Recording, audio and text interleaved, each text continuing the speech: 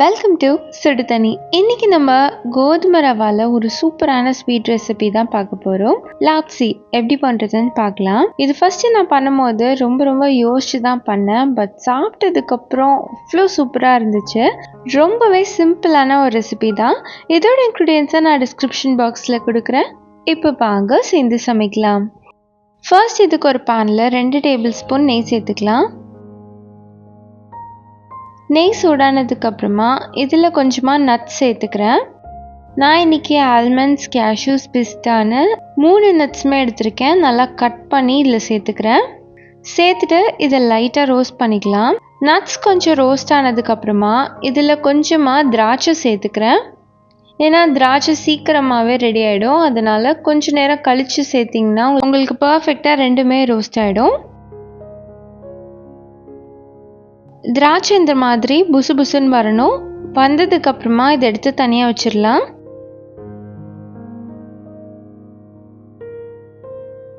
அடுத்து இதே நெய்லேயே 1/4 கப் கோதுமை ரவை எடுத்துக்கிறேன். சேர்த்துட்டு அதை நல்லா வறுத்துக்கோங்க.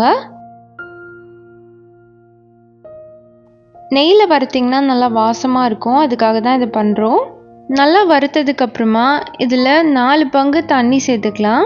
1/4 கப் ரவைக்கு 1 கப் சுடு தண்ணி சேர்த்துக்கிறேன். சேர்த்துட்டு இதை நல்லா வேக விட்டுருங்க. ரவை நல்லா வெந்து வரணும்.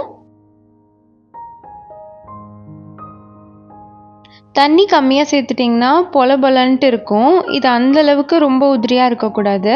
ஸோ 4 பங்கு சேர்த்துக்கிட்டிங்கன்னா கரெக்டாக இருக்கும். இப்போ பார்த்தீங்கன்னா இது நல்லா வெந்துருச்சு. நல்லா மிக்ஸ் பண்ணி விட்டுருங்க. இப்போ இது கூட 1/2 கப்புக்கும் கொஞ்சம் கம்மியாக ஜாகரி சேர்த்துக்கிறேன்.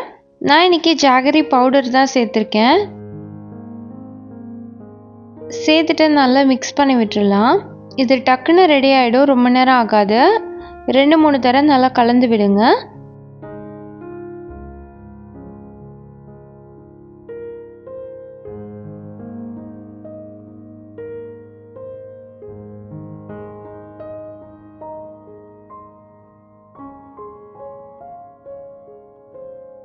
இதோட ஒரு பிஞ்ச் ஏலக்காய் பொடி, 2 டேபிள் ஸ்பூன் குங்குமப்பூ போட்ட பால் சேர்த்துக்கிறேன்.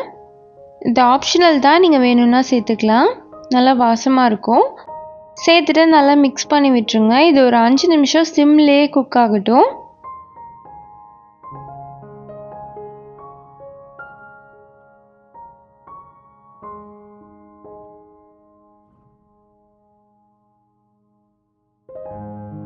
நல்லா இந்த மாதிரி குக் ஆனதுக்கப்புறமா இதில் நம்ம ஆல்ரெடி வறுத்து வச்சுருக்க நட்ஸ் எல்லாம் சேர்த்துடலாம். கூடவே கொஞ்சம் நெய்யும் சேர்த்துக்கோங்க. சேர்த்துட்டு நல்லா மிக்ஸ் பண்ணிக்கலாம். இது நல்லா சூடாக இருக்கனால இலகி இருக்குது. ஆனால் ஆறிடுச்சுன்னா நல்லா திக்காயிடும். அவ்வளோதான், நம்மளோட லாப்சி இப்போ சூப்பராக ரெடி ஆகிடுச்சு. கோதுமை ரவையில் ஒரு ஸ்வீட் பண்ணுறோமே எப்படி இருக்கும்ன்ட்டு ரொம்பவே யோசிச்சு தான் பண்ணேன். பட் செம்ம சூப்பராக இருந்துச்சு.